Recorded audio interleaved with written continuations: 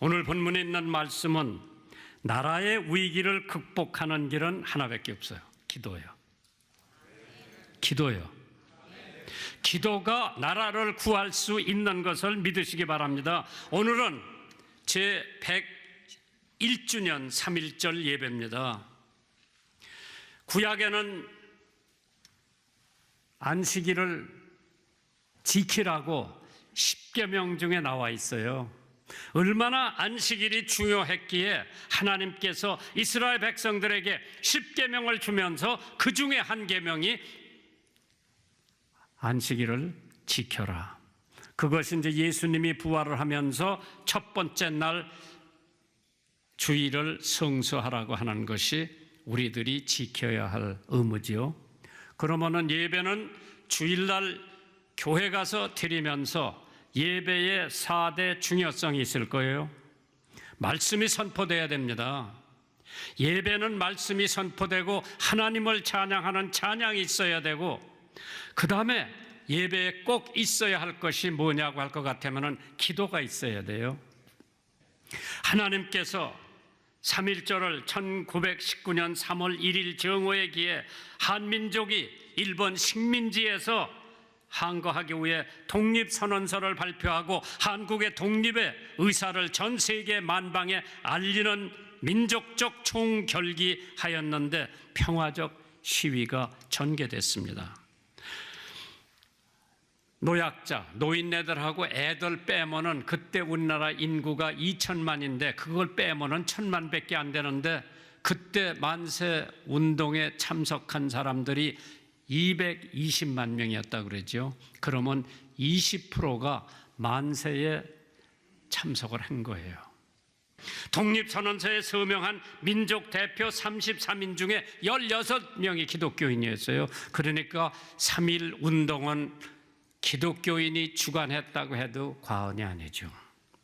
3.1 운동 당시에 전국 각지에서 모였던 집회 수가 1,542번이고 부상당한 자만 15,961명이었고 검거당한 자가 46,948명이었고 그때 살해당한 수가, 죽임을 당한 수가 70,509명이었다고 그러죠.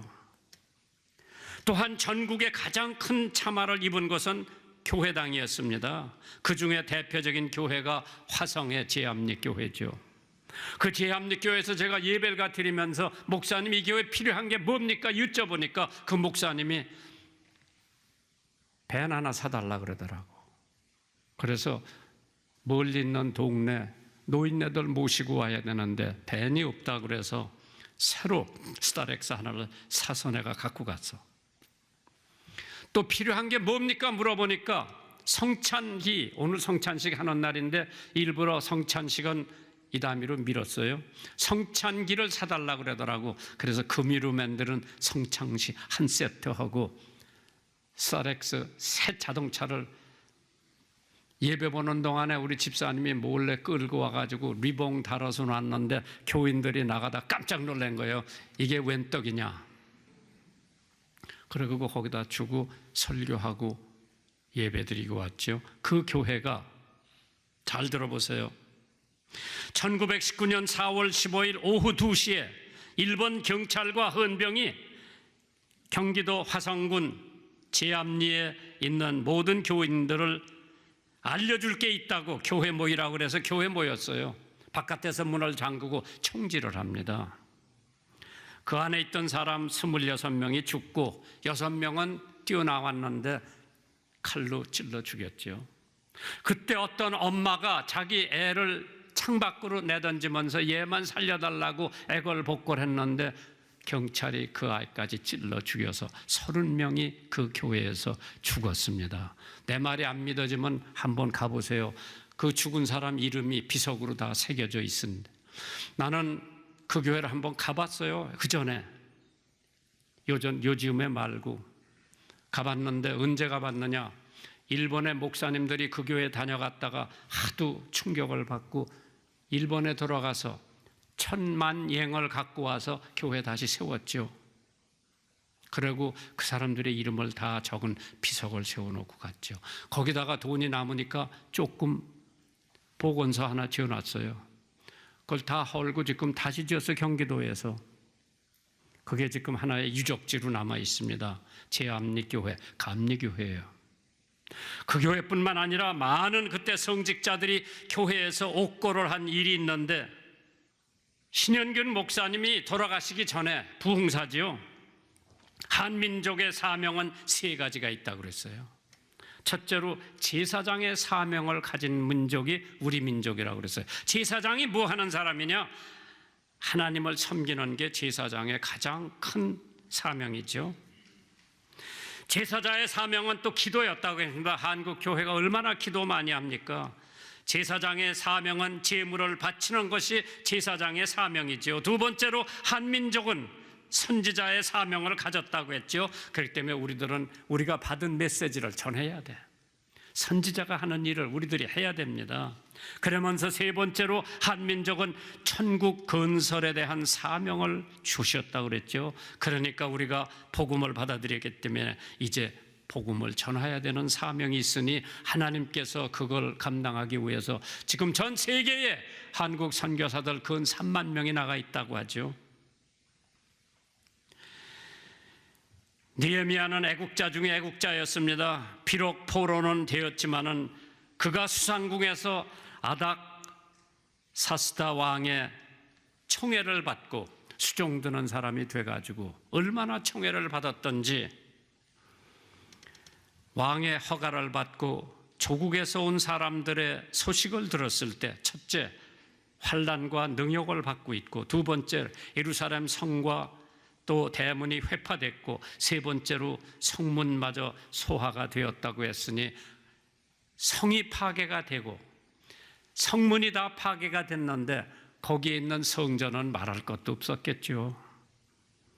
그래서 느헤미야는 첫째, 조국을 위해 눈물을 흘렸습니다. 두 번째로 조국을 위해 회개를 합니다. 세 번째로 조국을 위해 금식하고 기도를 했습니다. 그것이 포로가 된 이스라엘 백성들에게 다시 한번 살아날 수 있는 계기가 된 줄 믿으시기 바랍니다.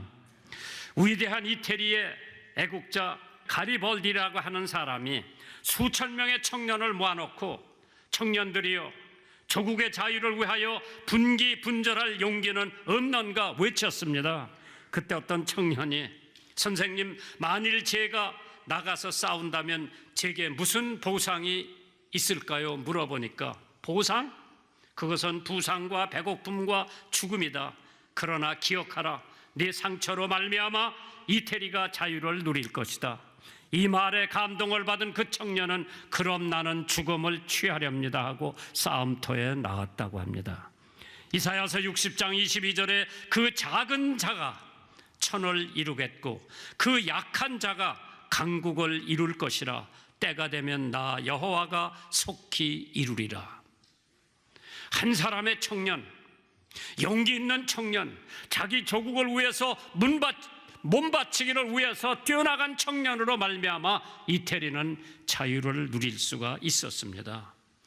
오늘 조국의 위기 소식을 들은 느헤미야는 눈물을 흘렸다고 그랬죠. 느헤미야 1장 4절에 내가 이 말을 듣고, 무슨 말을 들었습니까? 애굽에서 온 소식을 듣고, 고향에서 온 소식을 듣고, 조국에서 온 소식을 듣고 그는 울고 수일 동안 슬퍼하며 하늘의 하나님 앞에 금식하며 기도했다고 했어요. 오늘 한국의 느헤미야가 어디에 있습니까? 조국을 위해 눈물을 흘리는 사람을 하나님이 찾고 있습니다.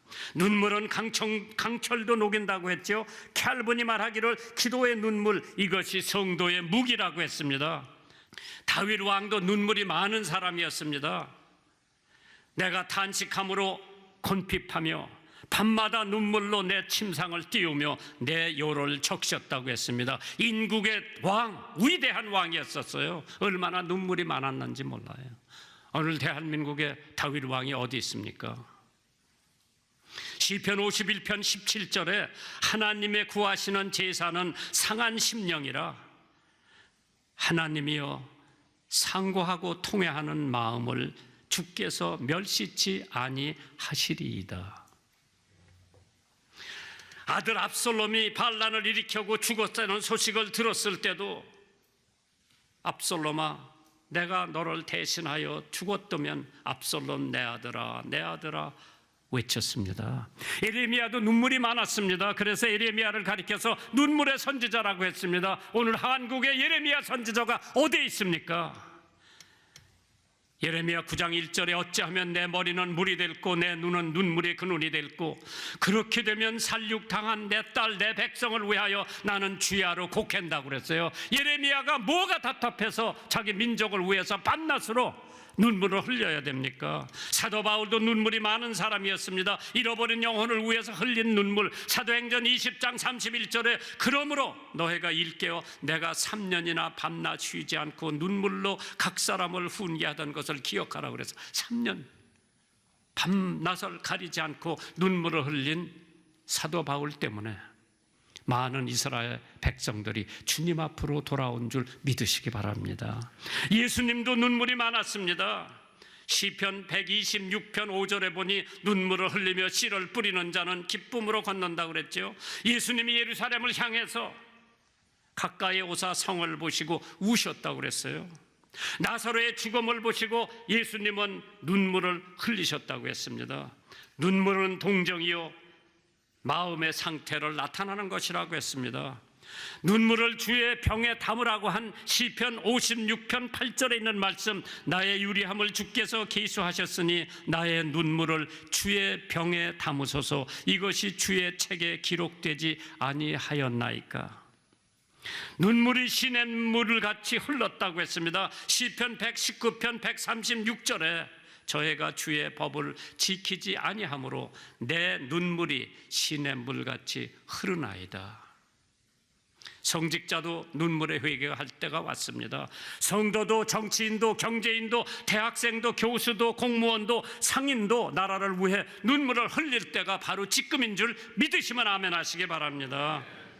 온 국민이 회개할 때가 왔습니다. 회개치 아니하면 멸망한다고 했습니다.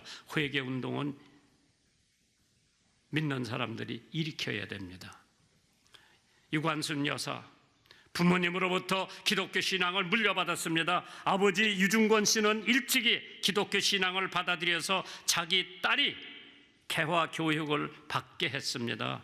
유관순 여사는 그 당시 서울 한성에 올라간 것이 13살 때 올라갔습니다. 13살 꼬마가 서울에 올라가서 이화학당에 들어갔어. 17살 때 새벽기도 하루도 안 빠졌습니다.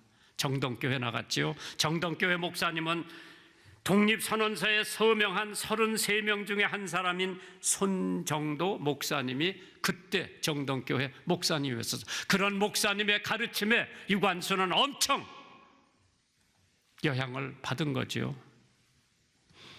새벽마다 기도하고 17살 때 유관순은 이화학당에서 학업을 마치고 고향인 천안에 내려와 기독교인들과 유림들을 모아가지고 태극기를 만들고 1919년 충청남도 병천에서 3.1운동을 터뜨렸습니다.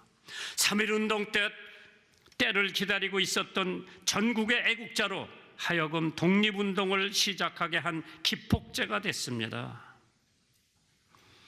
3.1절 독립운동의 주모자로 체포되어 유관순 여사는 민심을 현혹하고 사회를 교란시켰다는 죄목으로 끝까지 굴복하지 않고 서울 서대문 형무소에서 모진 고문으로 인해서 그 다음 해 1920년 9월 28일 청춘 아름다운 꽃다운 나이에 옥사를 하게 됩니다. 유관순 여사의 유언을 들어보세요. 내 손과 다리가 부러져도 고통은 이길 수 있으나 나라를 잃어버린 그 고통만은 견딜 수가 없습니다. 나라에 바칠 목숨이 오직 하나밖에 없는 것만이 이 소녀의 유일한 슬픔입니다. 이러한 애국지사가 있었기에 1945년 8월 15일 우리나라는 해방이 되고 독립을 얻게 됩니다. 느헤미야 선지자는 우는 것으로, 눈물 흘리는 것으로 끝마치지 아니했습니다. 그는 이스라엘 백성의 죄를 회개하는 기도를 합니다.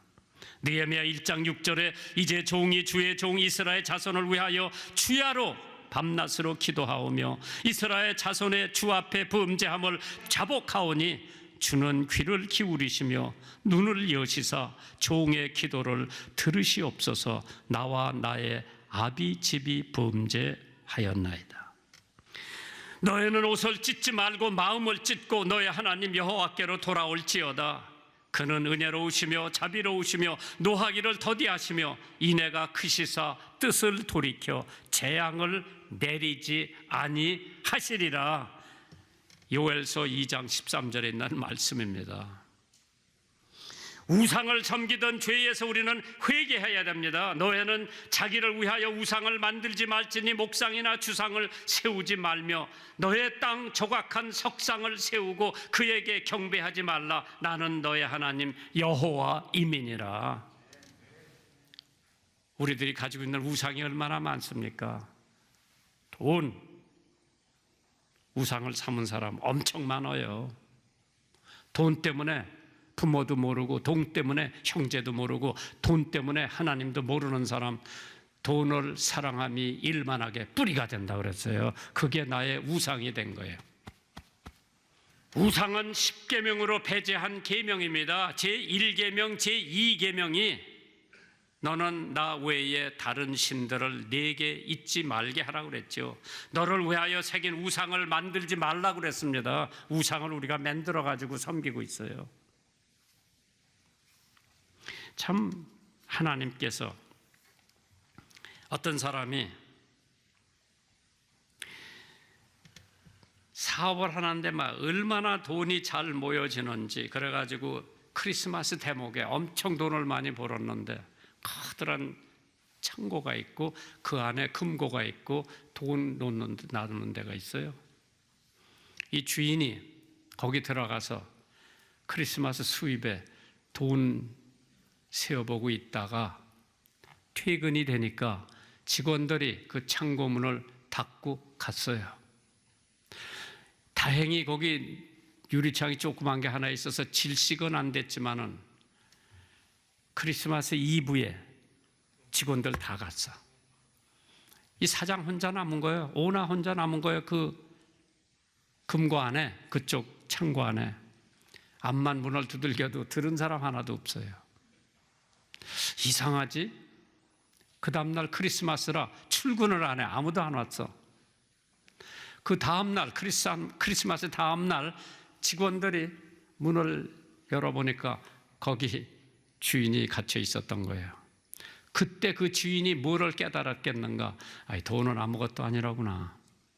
나 문 열어줄 수도 없고 가족도 아무것도 아니라구나. 직원도 아무것도 아니라구나. 이 돈도 아무것도 아니라구나. 그 사람이 완전히 정신을 바꿔가지고 자기가 가지고 있는 돈 쓰기 시작한 거예요. 어려운 사람들, 가난한 사람들 도와주기 시작해가지고 완전히 성인으로 변했다고 하는 얘기가 있습니다. 우리가 무슨 죄를 회개하느냐? 참 금고에 갇혀서 지옥 같은 시간을 보내며 깨달은 것이 돈이 전부가 아니로구나. 돈에 포로된 것은 지옥임을 깨닫게 되고 새 생활을 시작했다고 합니다. 우찌무라 간조가 이런 얘기를 했대죠. 하나님을 경외하지 않는 자의 성공은 멸망의 징조라고 그랬어요. 하나님께서 오늘 여러분과 저에게 우상을 배제하고 교만을 배제하고 하나님 앞에 느헤미야가 자기 백성들의 우상 섬기는 것과 자기 백성들의 교만함을 자기가 껴안고 울며 금식하며 밤낮 기도했다고 했어요. 그것만이 이스라엘을 살릴 수 있는 유일한 방법이었습니다. 오늘 대한민국이 안고 있는 모든 문제 해결할 수 있는 유일한 방법은 정치권에서 해결 못합니다. 경제권에서도 해결 못합니다. 대형 교회도 소형 교회도 해결 못합니다. 성도들의 기도가 해결하는 유일한 방법입니다. 기도하세요. 누구 미워하지 말고 기도하세요. 기도하는 사람에게는 하나님의 보좌를 움직일 수 있기 때문에 돈도 따라오고 명예도 따라오고 권력도 따라오게 돼 있습니다. 하나님 앞에 회개하고 기도하세요. 한국의 위기를 고칠 수 있는 유일한 길은 집에서 인터넷으로 예배 보는 게 아니라 성도들이 무릎 꿇고 하나님 앞에 회개하고 진정으로 주의를 성수하며 하나님 앞에 드릴 것은 하나님 앞에 바치고 하나님께서 자기에게 주신 것은 감사하게 받는 것이 대한민국을 살리는 유일한 운동입니다. 기도하세요. 첫째도 기도하세요. 아침에 일어나면 기도하세요. 말씀 상고하세요. 저녁에 눕기 전에 기도하세요. 생각날 때마다 기도하세요. 하나님께서 여러분의 기도를 들어 반드시 응답해 주실 것을 믿습니다. 느헤미야 1장 4절에 내가 이 말을 듣고 앉아서 울고 수일 동안 슬퍼하며 하늘의 하나님 앞에 금식하며 기도했다고 했습니다. 금식을 왜 합니까? 금식을 언제 합니까? 예수님은 40일 밤낮으로 금식하신 후에 줄이셨다고 그랬죠. 모세 율법에 1년에 1회씩 금식하라고 했습니다. 예수님은 주 2회 월요일날 금요일날 금식은 규칙적인 보다 자발적이었습니다. 슬플 때나 큰일이 있을 때 금식하게 마련입니다. 전도하기 전에 금식합니다. 영결을 위해서 금식합니다. 통회하기 위해서 금식합니다. 경성함을 위해서 금식합니다. 금식의 목적이 뭡니까? 사역을 시작할 때 40일 금식하고 예수님은 마귀를 이겼습니다. 모세는 40일 금식하고 십계명 율법을 하나님으로부터 받으셨습니다.